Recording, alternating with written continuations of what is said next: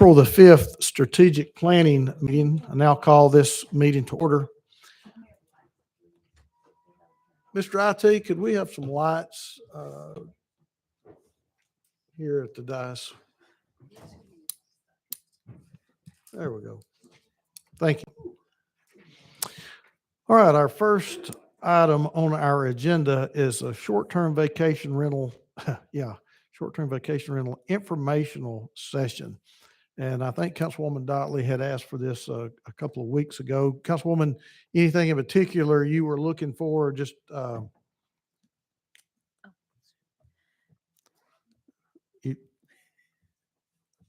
we go. Okay. Just some general information about where we are currently with short-term vacation rentals. Particularly, I would like to know about commercial properties that have short-term vacation rentals, but just a general overview of where we are with the current law and just a general presentation. That's great. All right. Chief? Yes, thank you, Council. So we have a presentation for you all today that breaks down kind of the current state of short-term vacation rentals. This is the data that we were able to compile on the permits that we have and just a selection of where they are. And so I'm going to bring Caleb up to kind of run through that. And IT, if you could bring up the presentation. Again, we will not kind of be bringing you today because we want to collaborate with you on legislative paths forward. But this is really a snapshot of where we are today. So I'm happy to answer any questions following this, but I imagine you guys are going to want to see what Caleb has to see. Thank you. Good afternoon. As far as your zoning question, we are working on that. I've got Josh Calhoun there in IT getting a list together so we can see how many short-term rentals are in a particular zone in a particular district in the process. So this will just be a snapshot, a whole bunch of data of where the short-term rentals are now as far as amounts and locations. So as of Monday of last week, keep in mind the moratorium did incite a whole mess of new applications. But as of Monday last week, we had 439 total active applications. So that is either approved or somewhere in the application process. 76% of those at 332 were non-owner occupied, and the remaining quarter were owner occupied. Let me make sure I understand something. Are you saying in the last 2 weeks, we've received 300 applications? No. This is current. This is up to last Monday. This is how many active applications and permits we had. Okay. All right. So this is not since Monday. It's up to Monday. Since Monday, we have received significantly more non-owner occupied applications due to the moratorium. Okay. And I will touch into that as well. We do have maps that are active, live, and updated. Both a heat map showing the densities as well as locations, individual locations.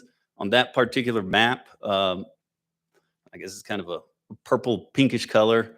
Those are all issued. The red are denied, and the orange are all in process. So that's an application submitted but not yet issued. So now district by district. District 1, for example, 12% of all short-term rentals are in District 1. 82% of those, 42 being non-owner occupied, the remaining 9 being owner occupied. District 2 has 25% of short-term rentals, with 68% of those being non-owner occupied, the remaining 32% being owner occupied. District 3 and 5 just each have one R3 properties. 4 and 6 have none. So 7 and 8, District 7 has 31% of them, 75% being owner occupied at 101. District 8 has 20% of the operations at 82% non-owner and 18% owner occupied. District 9 has the remaining 12%, almost split a quarter as well at 74 and 26% non-owner to owner occupied. So these are the application totals. As you can see, 2022 at 172 applications is on track to be a big year. I'm thinking we got about a year's worth of non-owner occupied applications in this past 2 weeks due to the pressure of the moratorium.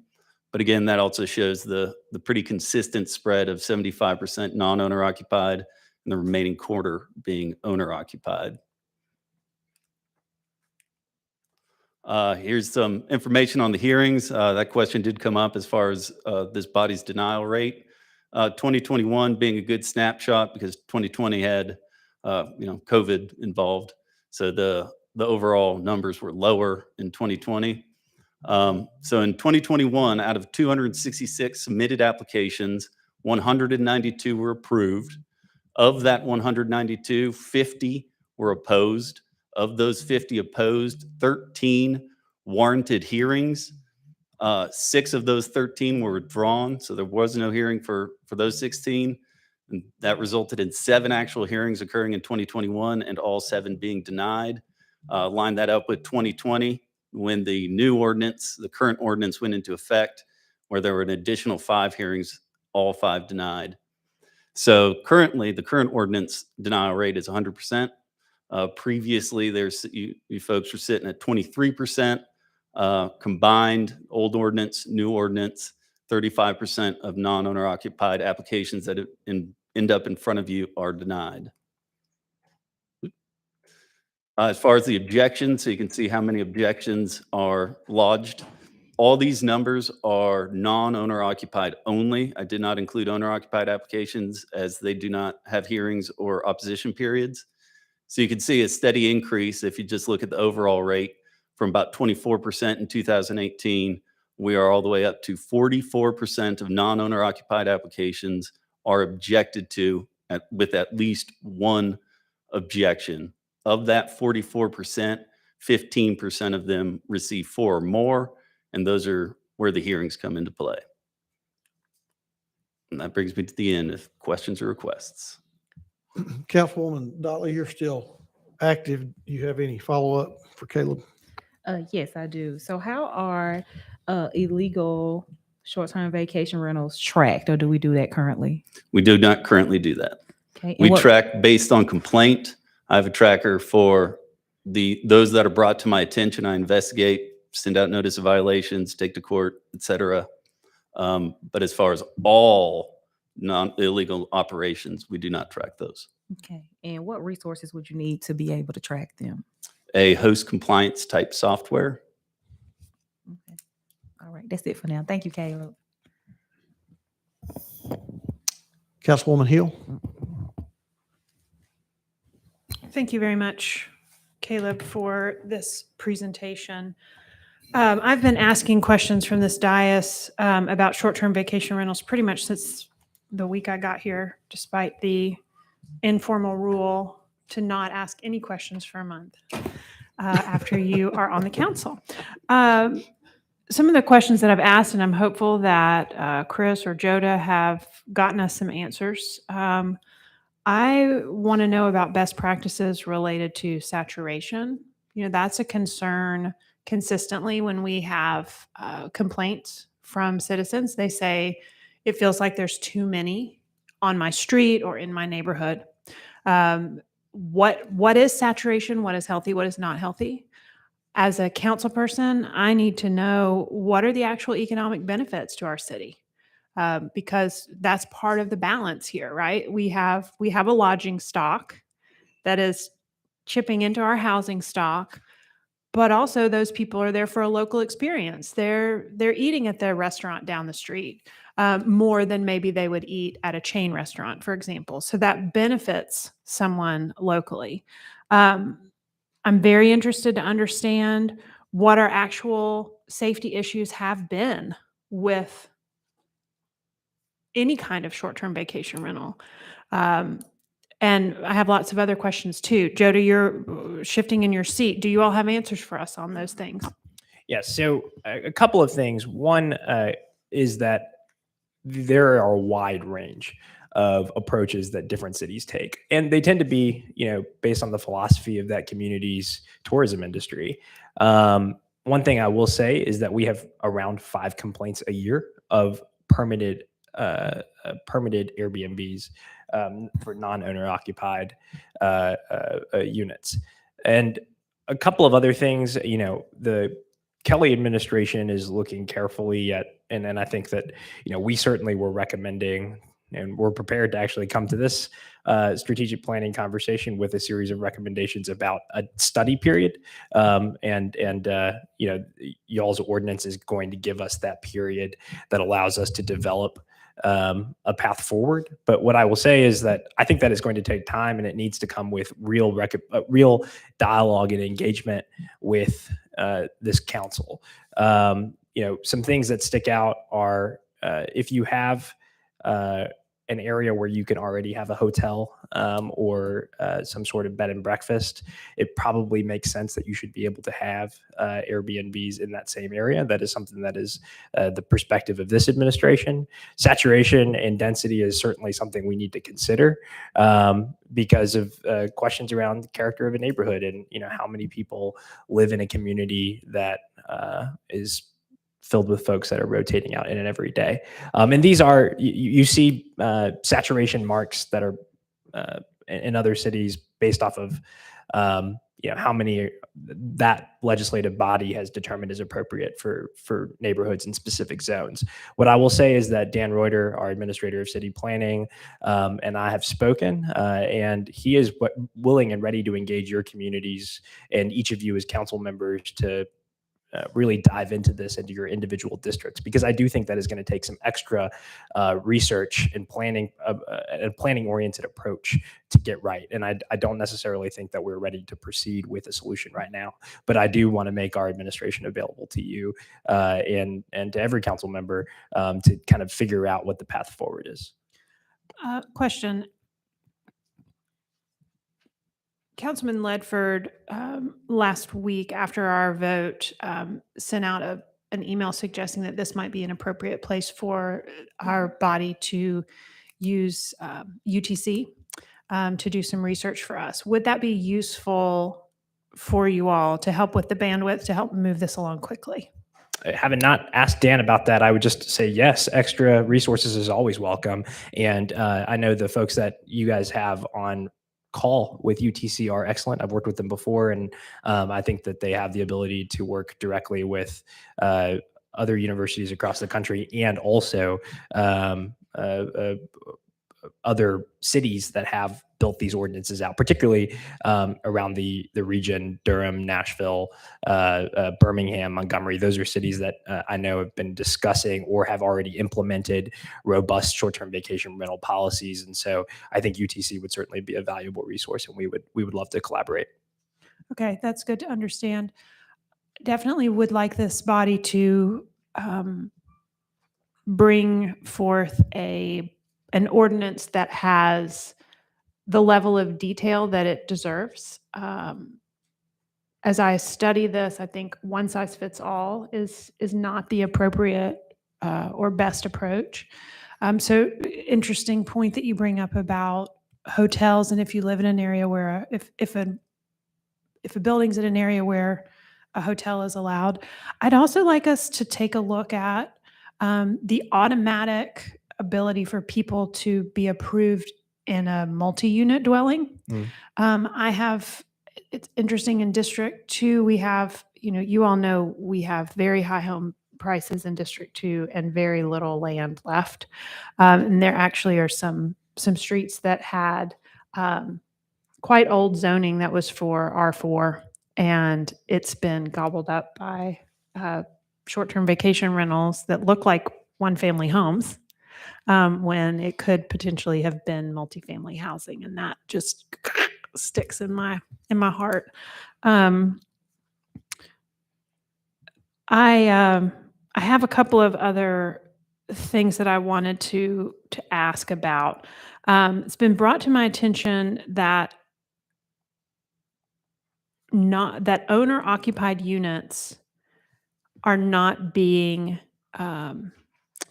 they're not being looked at and given an inspection by the city, and that could actually be elevating some safety concerns that we've got, people that are calling closets bedrooms and no fire codes or anything like that. So getting confirmation that is in fact how we're moving forward or how the ordinance currently is in effect. I think as we look at what regulations do we need to put on owner occupied units, and several people have brought to me the point that our owner occupied units aren't actually always occupied by the owner, that there's actually maybe some fraud going on where people are having their driver's licenses changed to be able to falsify an application. I don't know how far that goes. And then one final question for our city attorney. And may I say, Madam Attorney, how thrilled I am to see you back on the dais with us. I know you've been super busy with casework. We have had lots of people have an idea, Emily, about could we potentially limit non-owner occupied units to people who live within a certain mileage of the unit, and or you have to live in Chattanooga, or you have to live in Tennessee, or whatever. That people often will say, well, if we want to keep Chattanooga dollars in Chattanooga, how might we do that? And I wonder from you, if you have an instinct, or if you have any knowledge of case law around that. Is that potentially legal? Do we put ourselves at risk for state preemption? Well, we are already preempted in some ways. by In the some state. ways, right? That is not one of them. Okay. Such a regulation would certainly be challenged, Okay. but we can't necessarily avoid that. I believe that an out-of-state requirement would violate the federal constitution for the right for interstate travel. Okay. And especially being so close to the line here, it would be a little arbitrary, I think. Okay. So Um, so that might be something then that if we as a body decide to have UTC do some research, we could have them alongside the work that you all do at the city Well, to have some. The heart of the matter, I think, is that it's not reasonably related to a legitimate government interest, because our ordinance already says that you have to have an on-site manager. So Okay. I'm thinking here, what would the legitimate interest be? But it's not coming to my mind. Okay. Thank you. Whew, we got a bag of worms here. Thank you. That's all, Chairman. Councilman Ledford? Chairman, thank you. And thank you for the mention of the email I sent last week. I'm giving this a lot of consideration. I want the public and investors and the community to know that we are not going to just sit by and do nothing on this. This is a very serious issue. I think that for years we have heard from neighbors who have protested and have come before us, have emailed us, have phone called about the loss of neighborhood character, the loss of available homes in neighborhoods. And I think that's legitimate. What we have not heard from is the owners, the property managers of these non-owner occupied to help us combat or address the situation. So I am reading every email that you send, I promise. I'm digesting every bit of information, both pro and against the vote this evening. But what this has stirred is a tremendous appetite for a solution that works for our city. That spawned the idea of actually utilizing our UTC contract with Dr. Acuff. And I did send an email to the body and with the full notion of bringing it before this body in a public forum. So I appreciate that. Thank you for the mention. So I would like to do that. We do have a contract, UTC. It does revolve. It does come up, I think, in July, Madam Chair, of our budget.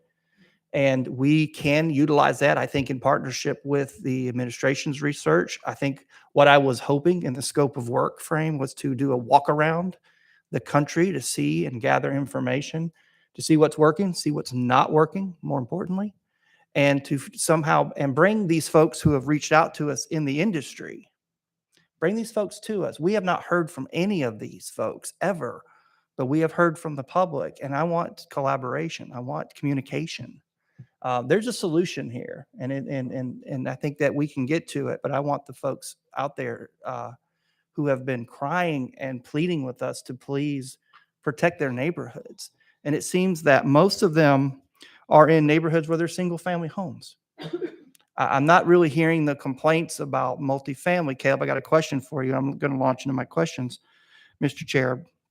But I do want to make that as an official recommendation that we engage UTC if that already has not been clear. Caleb, in the multifamily structures, what is the limit? I have the number 9 in my brain right now. It's 9 bedrooms per structure. If we have a letter on file from a architect stating that it meets R1 transient building code standards, and Dallas can speak more to that as far as the requirements to meet that. If we have that letter, then we allow more than 9 bedrooms. How many do you allow? As many as the building has. So an entire building could be built and be turned completely into non-owner occupied short-term vacation rental? Yes. Okay, I think that's something we need to look at for sure. So this is just an example of what I'm talking about, pulling together our resources and getting down. We need to get this done. We need to get this underway very quickly because we're approaching budget time and we will have our attention turned. But I think we can do it. I think the conversation between commercial property and residential neighborhoods is also a dividing line in the scope of work. And if this body supports the idea of engaging UTC, I would recommend that we start constructing the scope of work as soon as possible. I'm hoping within 3 months is the end of our budget, Madam Chair. So if we could get the work done sooner than later, I think it's a benefit to our city as a whole. And I will then cease my comments for this this session, and I appreciate the time, Mr. Chair. Thank you. So, Councilwoman Burrs, did you have your light on? You're next. Okay, okay. So what he's talking about is if we can go ahead and get approval for at least to reach out and get some idea of what that would cost, then we can relegate appropriate amounts of budget for that.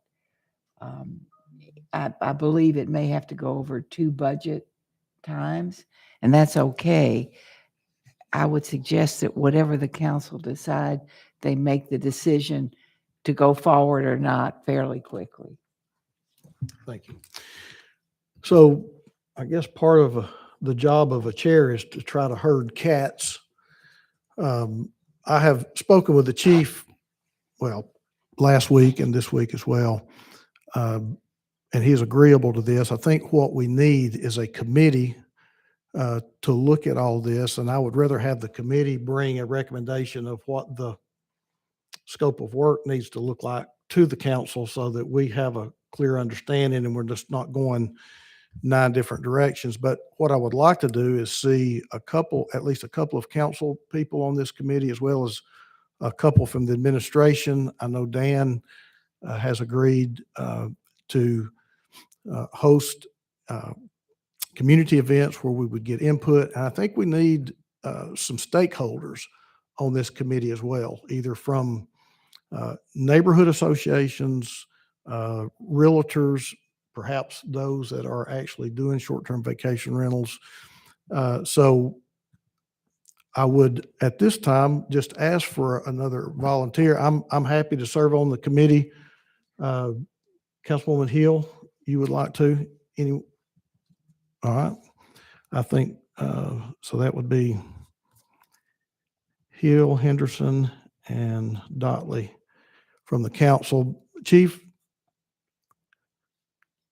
did you have anybody in mind from the administration side as far as giving input and thought to this process? Yes. So I anticipate that for the moment, Jermaine Freeman would be an excellent addition to that conversation as we recruit a housing lead. And I think that the administration would like to make sure there's a housing perspective in this conversation. Okay. Anyone And then else? obviously Dan Reuter with our administrator of city planning. Okay. All right. But if you don't mind, Chairman, I would like to get your final recommendation of following this meeting as we On a compile committee, our, yeah, committee appointee? Sure. thank you. Okay. So what we'll do is really what we need to do is kind of outline the concerns that we're seeing, and then figure out the best way to address that. I'm sure that, we have UTC contract available. The administration, I'm sure, has other means of research and some input available, as well as RPA. I'll tell you what, I'll go back around the horn, and then I've got some questions for Caleb as well. Councilwoman Hill? Thank you, Chair. Thinking about stakeholders, it occurs to me that looking at the breakdown, District 8 has 20%. So within the big four, to definitely make sure we've got somebody from District 8 would be good, whether that's a neighborhood association person or what. And I imagine that between the four of us that have the greatest percentage of vacation rental, we probably could each make some recommendations of people who will very quickly volunteer their time, whether they be investors or realtors. I think that's an excellent idea. Okay. So. All right, thank you. Councilman Ledford? Chairman, this is a question. Will the entire body be able to present candidates for participation and/or ideas of our own? Or is the committee submitted to just the committee members or from the committee members as we build this team? I think in looking at the makeup, I think there are only 4 districts with the short-term vacation rentals in them. I would kind of like to see these representatives come from these areas. Yes, sir. But my question being more in depth, like, for example, I've talked to a real estate attorney who studied this ordinance thoroughly and would love the opportunity to come before this body and give a presentation. Maybe this is done in a special presentation in a committee meeting, but on kind of looking at it from a 365 degree. It was a very interesting conversation for about an hour. Yeah. So I just feel like we have a lot of resources that are reaching out to us, especially those in the industry. And I want to make sure that everybody has a seat at the table. But I agree with you 100% on representation from the districts that have them. Well, that is one thing that I guess the moratorium has sort of engaged a lot of people, and I think it has put the spotlight on addressing some of these concerns. I think that's something that could be worked out, Councilman. Councilwoman Knoll. Thank you, Chair. Have a question. Give me some clarity here. I think I heard Joda say that they would speak with every council person in reference to the short-term rental vacation in their district. Am I correct on that? Well, Or and it's- of course, not all have short-term vacation rentals in their district. Were you just referring to the ones that did? So I think our administration is recognizing that this ordinance could look different and expand or change those boundaries. We are open to engaging any council member that wants to talk about short-term vacation rentals and what this ordinance could look like. Okay. Okay, so I was just trying to make sure, and then I heard the committee being formed, so the committee someone would talk to each representative, each council person for the representative. Yes. Okay. Yeah. Yes. Okay, thank you. Caleb, could you come back up for just a minute? I don't have any other lights, so I'm going to ask a couple of questions. I've heard people say, and it was my understanding that you had to have a permit. You had to apply for a permit to do short-term vacation rentals. Owner occupied, non-owner occupied. But I have heard some people say that they can do it by right. Am I misunderstanding something? Or are there some, I guess, zones that they can do it by right? No.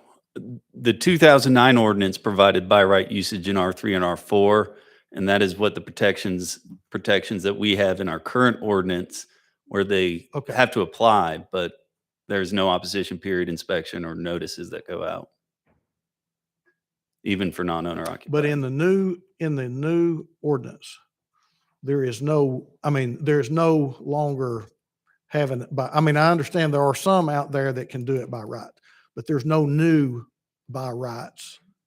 Is that correct? Correct. Okay, I just want to make sure I understood that because I think there is some misunderstanding about that. Now, Councilwoman Hill, I think alluded this, what kind of proof do we require for owner occupied? Currently a driver's license, Just a driver's license? just a driver's license. Okay. Is that in the ordinance or is that policy? That's policy. Can we change that policy immediately? to Absolutely. Require We, at least two forms and one of the forms needs to be something that's not easily changed. I've looked at the Nashville ordinance and they have a list of two forms that they allow. So we could absolutely just accept that as policy. Okay, and what two, just any two, or what is it No, specific to? it's driver's license, vehicle registration, tax information, whether W-2, W-4, Okay. and voter registration cards. Okay, so we can implement that immediately because what I want to make sure is that since we're putting given if the second reading passes tonight, I don't want a moratorium to come into place for non-owner occupied and then everybody start applying for owner occupied by submitting a driver's license with the correct address on it. Yes, So I sir. think that we need to change that policy immediately. The host compliance software, tell me again, I know that at one time we had host compliance software. We did away with it, or we didn't renew it, or what happened to it? So it came up for renewal. We opted not to renew it due to some issues we were having as far as performance on their end. We started to put together an RFP, get everything together to get a new provider. And at that time, COVID hit. We lost our deputy director, and it just kind of went to the wayside. Can I ask that we put an RFP out tomorrow for host compliance software? Sorry. Yes, Mr. Chairman. This is something that the previous administration decided, and we are now looking at.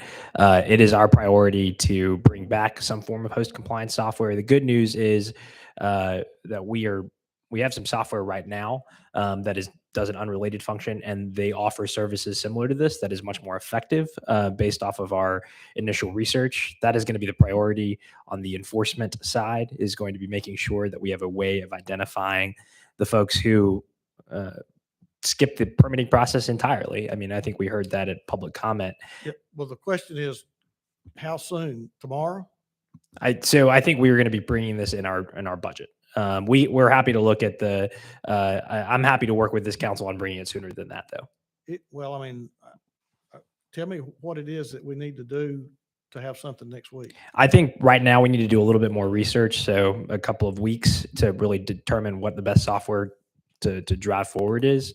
And then we can bring an RFP or rather a purchase to you, depending on what the right approach is for the purchasing side. I don't want to commit to a timeline that is tomorrow right now, but I need to get back with my team and make sure that we have correctly identified the software that will actually do the job. Because the last thing we want to do is sign up for example, a $40,000 contract that doesn't work. And so it's our priority to make sure that we acquire the software that gets the job done. Okay. Yep. And I'm happy to So bring, I'm gonna ask our clerk to put that on strategic planning for 2 weeks. I will be prepared for to that with the Bring it timeline. back up. Yes, sir. Okay? Thank you. All right. I think that's all the questions I had, Caleb. Thanks. Councilman Ledford? Chairman, you asked the question that was number 3 on my list about in 2017, we did contract for about $30,000, if I remember the line item in that budget for 2017, because I remember asking Attorney Hinton at the time would this oversee the compliance component, checking for the, and then, yeah, so I'm hearing we had some hiccups. So I'm glad to hear that we're revisiting this.